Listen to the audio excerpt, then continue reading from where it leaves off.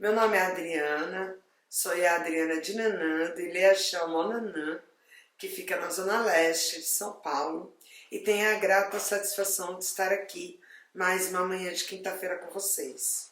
Bom, como todo programa, a gente não abre mão, pelo menos eu não abro mão, do nosso ritual semanal, do nosso ebó da gratidão. Gratidão, para mim, é um norteador, sabe? Porque é muito fácil a gente ser levado a valorizar muito mais as coisas ruins que acontecem na nossa vida do que nas coisas boas. E esse exercício da gratidão me ajuda, tem me ajudado a ser uma pessoa melhor todos os dias e principalmente melhor comigo mesma, né? Da gente às vezes se cobrar um pouco menos e ser grata por aquilo que foi possível realizar, de ser grato por aquilo que eu fui capaz de realizar, ou grata por aquilo que eu recebi naquele momento, mesmo que às vezes não era o esperado, mas isso tem me ajudado a tornar a vida um pouco mais leve. E ebós, para quem está me ouvindo pela primeira vez, são rituais que pode ser uma infinidade de possibilidades que nós temos nas religiões de matriz africana e que serve muito para nos realinhar energeticamente, emocionalmente, mas tem também os ebós comportamentais, porque não adianta a gente fazer todos os ebós ou quem é de outras matrizes religiosas, não adianta estar todo domingo na igreja orando, rezando, e a gente não fizer transformações e mudanças internas, sempre na busca de nos tornarmos algo melhor, uma pessoa melhor. Todo santo dia que a gente acorda é uma oportunidade. E esse ebó da gratidão me ajuda a lembrar de tudo isso.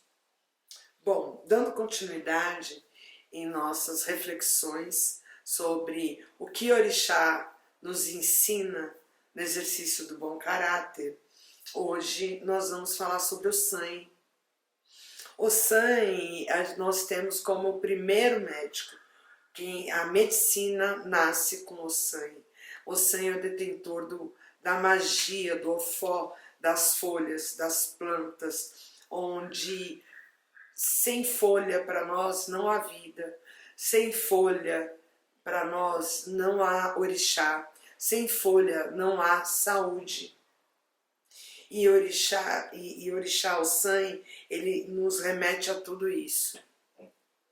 E não tem como eu cultuar o sangue e achar que está tudo bem a condução que nós temos dado ao planeta. O trato que nós temos com o planeta. Nós aqui no Brasil temos uma questão emergencial no caso do território dos Yanomamis, por exemplo. Não tem como eu dizer que sou uma pessoa de bom caráter se eu compro ouro. Ah, mas tem ouro certificado? Tem. Mas o ouro, depois que saiu, seja lá de qual terra de sangue, à base de muito sangue, derreteu, misturou, e com toda a política, com toda a corrupção, alguém vai e bate um carimbo, um selo, dizendo que aquele ouro é certificado. Eu não sou cientista, não sou mineradora, mas pelo pouco que eu sei, a tecnologia para aquisição de ouro, ele é nociva ao planeta. Não tem como eu dizer que sou uma pessoa de bom caráter e achar que está tudo bem, eu impor a minha cultura, o que eu acredito e a minha fé, há comunidades de culturas muito diversas da minha. Não, como é o caso nas comunidades indígenas. Não tem como eu dizer que está tudo bem e eu dizer que tenho bom caráter e não ter respeito com as águas. Não tem como eu dizer que eu tenho bom caráter e não ter respeito com a natureza, com o meio ambiente. E o Ossan nos lembra de tudo isso. O Ossan nos lembra que se sem folha não há orixá, sem folha não há vida.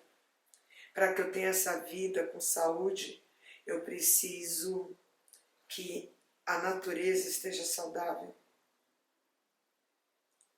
Eu preciso pensar desde o que eu como, o que eu compro, o que eu consumo.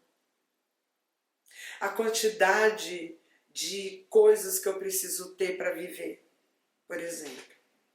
Porque, gente, a roupa que a gente veste, o calçado, os equipamentos eletrônicos que a gente consome, tudo isso sai de algum lugar. A matéria-prima sai de algum lugar. E sai da natureza, de alguma forma. Em algum momento, em algum ponto, isto é retirado da natureza. E quanto mais eu consumo... Ah, eu vou andar descalço? Não. Mas eu preciso de 89 pares de calçados. Eu vou ter 89 pares de calçados e vou dizer que tenho bom caráter para o sangue. Eu não tenho como exercitar o bom caráter sem me ver enquanto parte do todo. Porque é isso que o sangue nos ensina. Que eu sou parte de cada um de vocês são parte de mim, como de cada árvore, do ar que a gente respira. Tanto que os vírus, muitos vírus são transmitidos pelo ar. Então, o ar que a gente respira, que a gente compartilha. Os alimentos, o desperdício que eu tenho com os alimentos. Não só com relação a os alimentos que eu desperdiço, em comparação à quantidade de pessoas que morrem de fome todo dia no mundo, mas também do quanto que eu desperdiço algo que foi tirado de algum lugar, foi produzido. E nessa produção, a quantidade de química. Se eu sou uma pessoa que trabalho no agro, por exemplo, no agronegócio, que tem um comportamento totalmente contrário do que é proposto pelas culturas tradicionais. O agronegócio, ele é colocado uma imposição com a desculpa, e olha, produzindo alimento. E com a desculpa da produção de alimento, se derrubam matas, se desaloja famílias, você destrói a vida. O alimento, ele é necessário para que tenhamos uma vida saudável. Ou seja, para a manutenção da vida. Faz sentido a manutenção da vida a partir da destruição dela? Não faz sentido. E o Ossan nos provoca a refletir sobre tudo isso. Nos convoca a refletir na educação das crianças. O quanto que ele dá valor para o ambiente que ele vive, do planeta que ele depende para sobreviver e a continuidade, e a sua continuidade. Uma criança precisa de 788 brinquedos. De fato, ela precisa. Ela usa todos eles. Muitos à base de plástico, plástico à base de petróleo.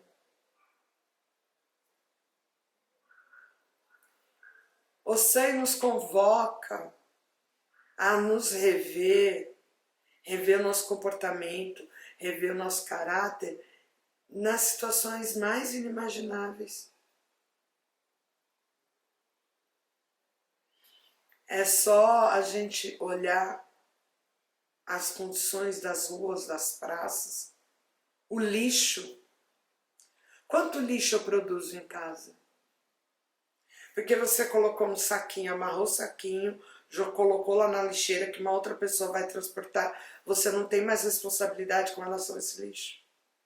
Você manter apenas a sua casa limpa é o suficiente para você viver? Eu pensar nos leitos dos rios, nas minas d'água, o quanto eu contamino o solo, o quanto que, se eu vou construir uma casa, será que eu preciso derrubar todas aquelas árvores? Ou talvez colocar um muro um pouquinho mais para lá, um pouquinho mais para cá? E pensar, porque tá na moda, né, hoje em dia, inclusive, de falar de construção sustentável. Mas à custa de quê? O que é ser sustentável? Quanto que eu consumo de recursos da natureza? Troca os móveis da casa todo ano? É necessário, de fato? Nada é possível reaproveitar? São coisas, são comportamentos que o SAI nos provoca a refletir. Adriana, o que isso tem a ver com bom caráter? Ter um bom caráter, a base do bom caráter é eu ter noção do meu papel social, meu compromisso com a minha comunidade, seja essa comunidade minha família, seja o bairro que eu vivo, seja a cidade, o país que eu vivo. Então, sim, não adianta eu cultuar o SAI e não ter respeito com o tempo de consumo de água, ficar 2 horas no chuveiro.